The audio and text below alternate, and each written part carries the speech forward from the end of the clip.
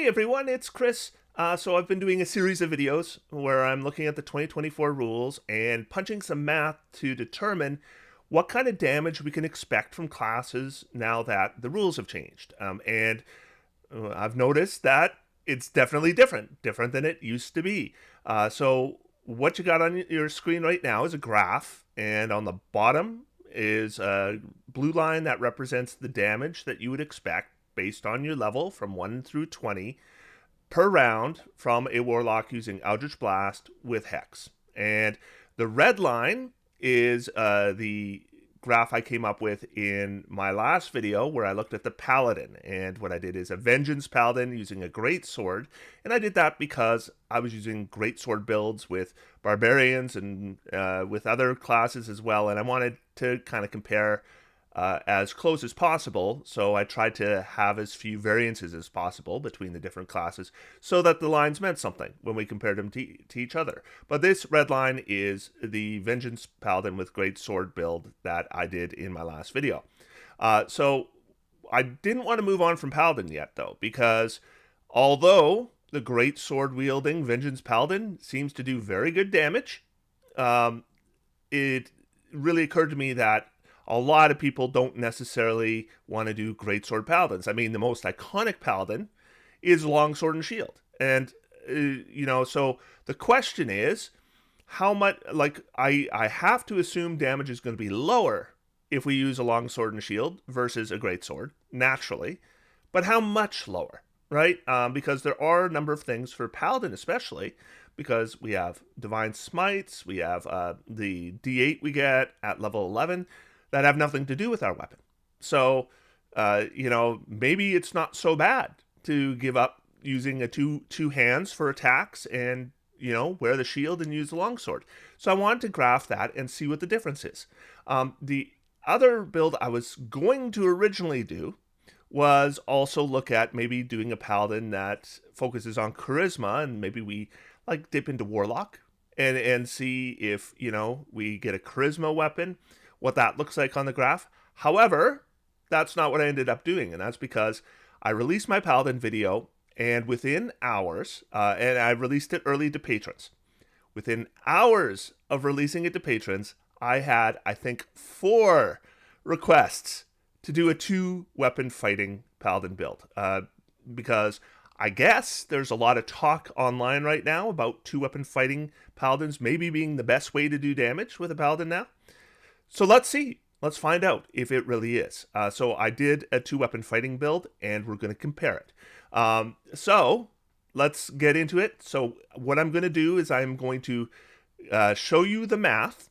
I'm not going to go through the math, but you can go through it yourself. And if you need to know how that math is done, I will link a video where I go over how the math is done. But I'm just going to show it on screen. I'm going to tell you the results. We're going to graph it, and then we're going to take a look. And what I want to start with is a longsword and a shield.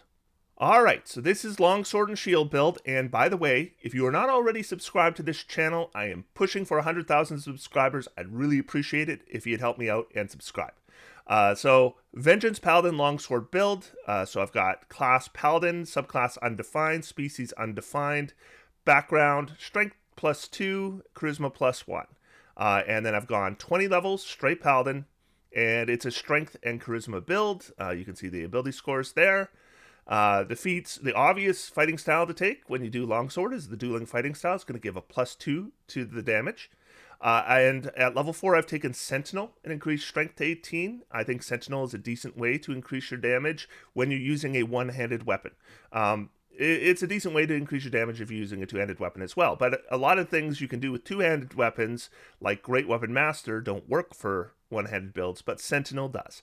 And then I increase strength at 8, and then charisma at 12 and 16. Now, you could potentially take additional feats to increase your damage at levels 12 and 16, like the Charger feat, or Shield Master would help you damage because you get push people over and get advantage on your second attack some of the time. But my recommendation, if you are going to go straight Paladin and you're going into high levels, is at least get your charisma up to 20 by the time you get to level 18, and you get that gigantic aura because your whole party is benefiting from it. So this is not necessarily squeezing every point of damage I can out of this build. This is just a build that I would recommend because builds are more than their damage. Damage is one aspect that I happen to be looking at, but not the one aspect I necessarily want to completely narrow my focus on.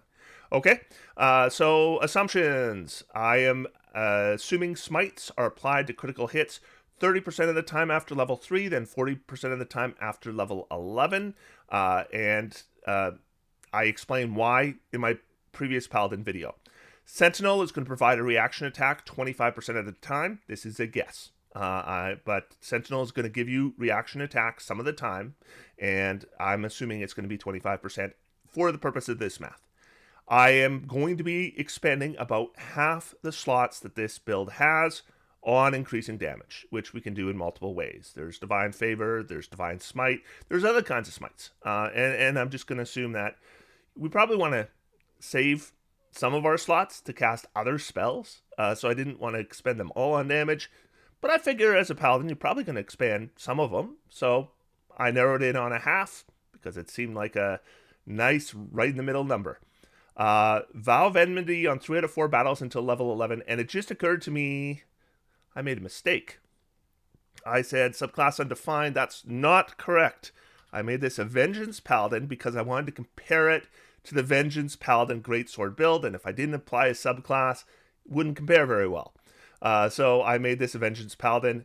We're going to have Vow of Enmity, which gives us advantage against our target. And it uses Channel Divinity, so I'm going to give it 3 out of 4 battles until level 11, because we have multiple uses. We get one back on a short rest.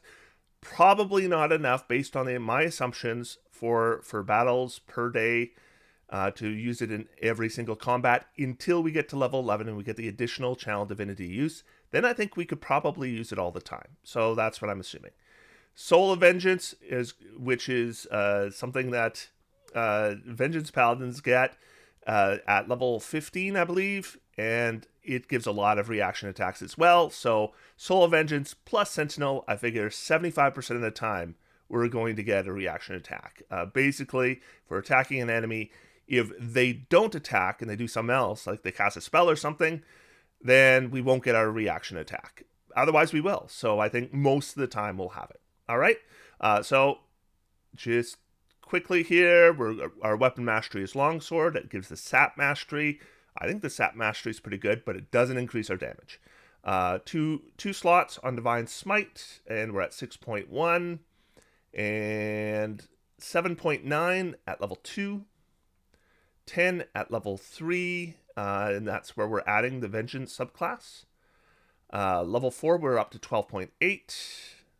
Level 5, 24.2, and I'm putting in this column right here what I'm expending in terms of spell slots, by the way, and what I'm expending them on. Then 24.2 at 6, 25.3 at 7, 27.2 at 8, 28.7 at 9 and 10.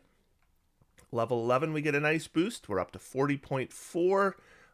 The same goes for level 12. Level 13 up to 41.9. We get up to 50.2 at level 15. 52.2 at 17. And 62.2 at 19, and that holds at 20. Now, what I've got right here is what it looked like with the Greatsword. Okay, so that's not this Longsword build's damage, but the 896.1 was if I added all 20 levels together of the DPR for the Greatsword build, that's what it came up to. And if I divided by 20, it means on average, the DPR was 44.8 over 20 levels. And with this build, I can tell you that the average over 20 levels ends up being 34.4. That's definitely lower, but let's look at it on a graph. So our bottom line is still the Warlock baseline. The green line in the middle is the Longsword, and the Greatsword build is the red line on the top. Now, no surprise, the Longsword build I knew would do less damage than the Greatsword, but we have the advantage that we're using the Sap Mastery instead of the Graze Mastery, so we're getting a defensive bonus rather than adding to damage with our weapon mastery. And we're wearing a shield, which is going to give us +2 armor class. Those things don't add to damage, but they do add to the value of your character. So the question is this gap between the green line and the red line worth those advantages? And I think it very well could be. We're still fairly comfortably above the Warlock baseline, all the way up to level 20. And we're definitely behind the Great Sword build, but not that far behind. Certainly not disastrously behind. So I do think that if you wanted to make a Paladin with a long sword and a shield, I think you'll do reasonably well. So it's going to come down to preference. Do you want the best offense possible, or do you want to have a little bit more defense built into your Paladin? And I think you can go either way and get still pretty decent damage. So now let's look at 2-weapon fighting. Okay, so in front of us we have the Vengeance Paladin 2-weapon fighting build. Now you can go 2-weapon fighting and go strength, or you can go 2-weapon fighting and go dexterity. If you want to multi-class, you're going to have a strength requirement with Paladin of 13 to be able to multi-class, so you might want to consider strength. But I was considering a straight Paladin, so I figured let's go dexterity. We get an initiative bonus, which will be nice. So I think that, in terms of damage, it's going to be very similar, whether we go strength or dexterity. So I've gone class Paladin, subclass Vengeance. Background, we'll get our dexterity +2 and charisma +1, right? Build progression, 20 Paladin, and we're going to have a dexterity of 17 to start. And then with feats, for our fighting style, we're going to take 2-weapon fighting, of course, right? And what this is going to allow is for extra attacks through the light property and through dual wielder to get our dexterity bonus to the damage. Then at level 4, we'll take the dual wielder feat, and that's going to get our dexterity to 18, which is a +4. And what it also does is it allows us to make a second or a bonus action attack with our extra weapon. Now, that extra weapon with the dual wielder feat doesn't have to be a light weapon. It could be a longsword if we wanted it to be. Probably not a longsword with a dexterity character, maybe a rapier or something. However, if we don't want to juggle around weapons and we want to take advantage of the Nick property, we're probably going short sword and scimitar, right? Otherwise, we're putting weapons away and pulling out other weapons every round, which you can do if your table is okay with it. But I didn't want to get overly complicated anyway, so I'm just doing short sword and scimitar. Short sword will be our attack action attacks. It has the Vex Mastery, which gives us advantage on our next attack if it hits. And then the scimitar has the Nick property, so we can make one additional attack as part of our attack action. And we can make our bonus action attack with the scimitar as well. Okay, and so that's what my assumption was. Dexterity will be increased to 20 at level 8, and then we'll increase our charisma just like I did with the other Paladin builds, and for the same reason. Assumptions. All right, so we're going to have 4 combats per day, 4 rounds per combat, 1 short rest in the middle. Number of rounds per combat actually really matters with 2-weapon fighting because we have setup. So, like I said, short sword and scimitar, and the attack routine will be short sword, then scimitar and scimitar. But I am going to, generally speaking, you want to do some kind of spells to increase your damage. This is true of the Paladin as well. So on round 1, I'm going to be using my bonus action to cast Divine Favor as often as possible. I mean, obviously, you can only start with 2 castings, but you can get to 4 castings fairly easily with just a few levels. And that means on round 1, I won't get my dual wielder bonus action attack. And that's the sacrifice you make when you make a build that has a bonus action attack, is that if you want to do something else with your bonus action, you're not making that attack, so you're giving something up. And I want to mention that because that means this character won't be doing smites. Anytime I do a smite, I'd be giving up an attack to get it, so I'm just getting so much less out of those smites. And in fact, there's other things that I might otherwise do that I won't do as well. Like, this character will have Hunter's Mark. Are they going to use Hunter's Mark? No, because if they're casting Divine Favor on round 1 and then they're casting Hunter's Mark on round 2, well, they're getting less out of that Hunter's Mark. And I mean, it doesn't even matter if they're casting it on round 2. If they already have a cast, they still have to use a bonus action to place it. And then I'm getting even less out of the dual wielder feat, because the whole point of taking the dual wielder feat is to get bonus action attacks. If I'm using my bonus actions for other things, then I'm not making those attacks. So you just get so much less value out of everything. In fact, if you really wanted to get ugly, you could make a strength-based 2-weapon fighting build and get Shillelagh. And Shillelagh can be cast on a club, which is a light weapon, not finesse, so you'd have to be strength-based. Or you could potentially use charisma with that one, but then you'd have problems with the other hand, whatever. One way or the other, if you use Shillelagh, that's a bonus action to cast too. So then, round 1, Shillelagh. Round 2, Divine Favor. Round 3, Hunter's Mark. You're barely getting anything out of Hunter's Mark now.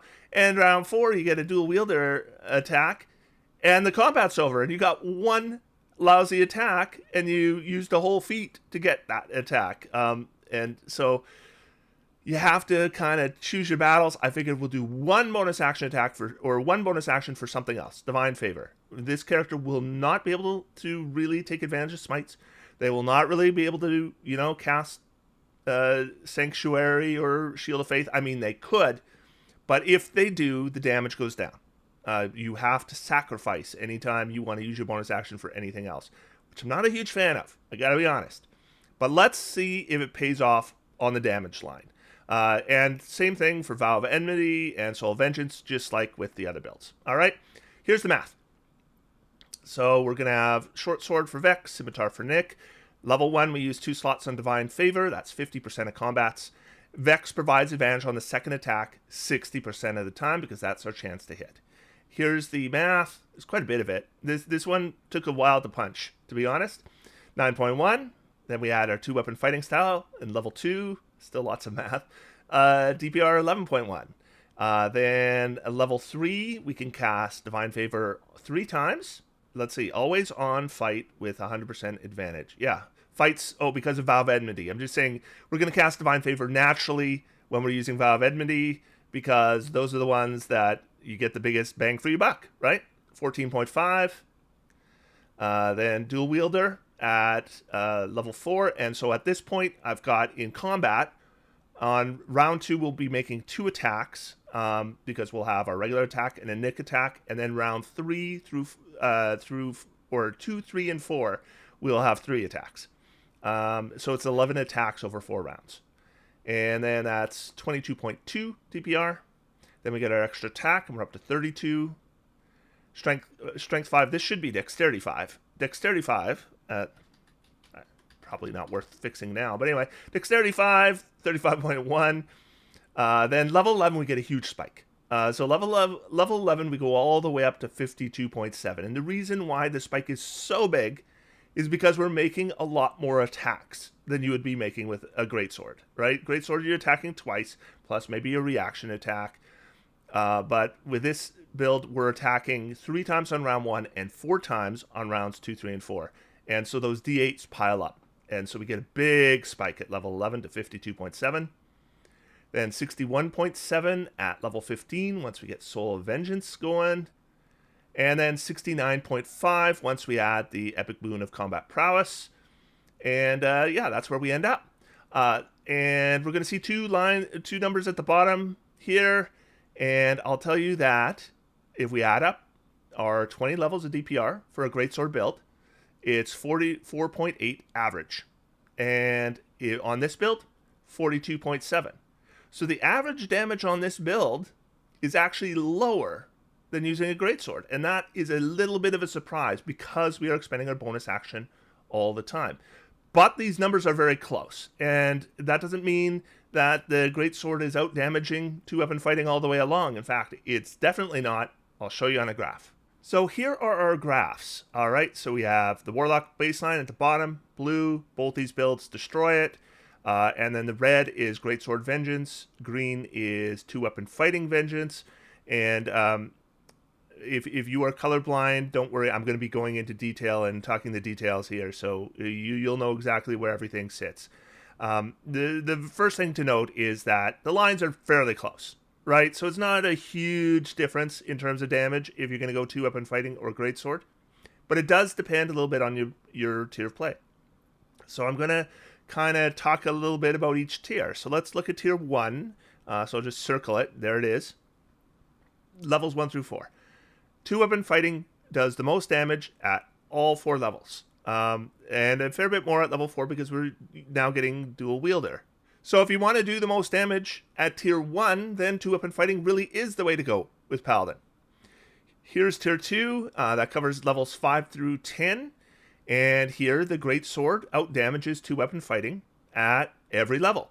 Now, I will point out that some of these are so close that the difference is basically irrelevant, right? Like, it's not something you would ever notice in gameplay.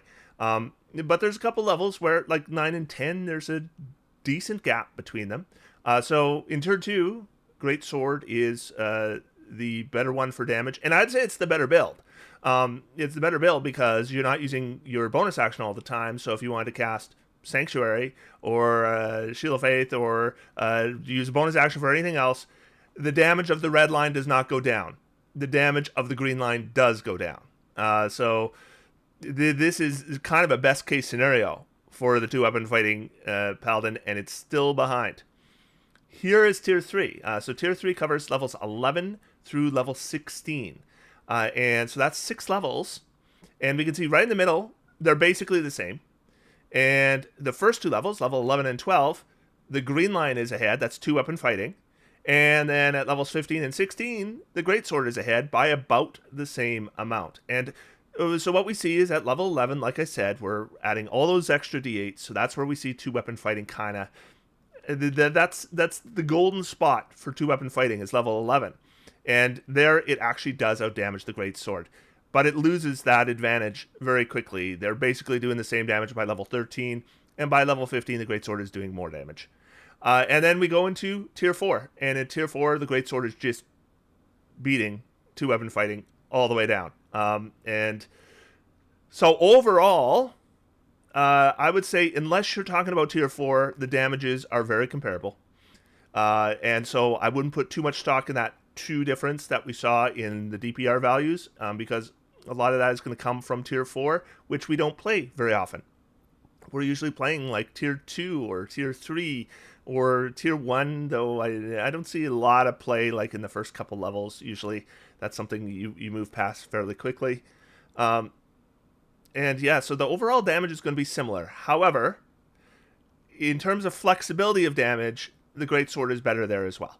Because the Great Sword is getting some of their damage when they use spells from smites, and the green line is solely getting extra damage from spells from Divine Favor. Divine Favor gives you the same amount of damage on every attack. Well, smites spike your damage when you want to. So in the big fights where you're expending more, that's when, you know, your Greatsword wielder is going to spike their damage and do more. And well, the green is doing the same in every single fight, right? It's all down to how lucky you roll on the dice. So you just have a little more control over when you deliver your damage with a Greatsword, which I think is better. So yeah, tier 2, I would, and onwards, basically, I would go with the Greatsword over two-weapon fighting. In tier 1, two-weapon fighting is better. So this online discussion, I guess, about whether two-weapon fighting is better for Paladin.